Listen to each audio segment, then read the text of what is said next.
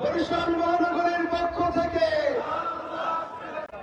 একটি ইবাদতের আমলের পর সামনে ইনশাআল্লাহ আল্লাহ হুকুম করলে আমাদের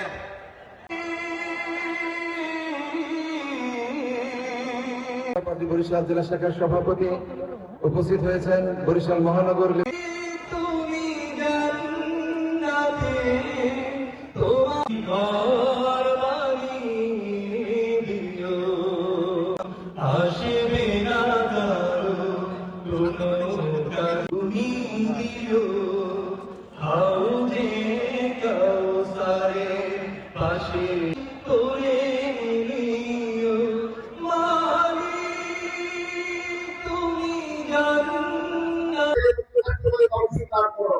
বাংলাদেশকে কোরআনের একটি সমাজ একটি রাষ্ট্রে পরিণত করার জন্য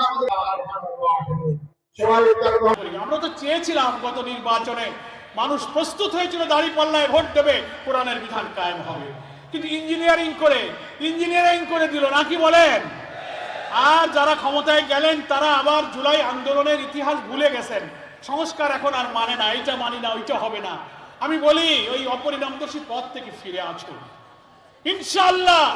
11 দলীয় যে ঐক্য হয়েছে জামাত ইসলামী, আমরা বাংলাদেশে মানুষে ইনসাফের দেশের জন্য যে জোয়ার উঠেছে, এই জোয়ারে আমরা ইনশাআল্লাহ আগামীতে বাংলাদেশে কোরআনের বিধান কায়েম করতে পারবো।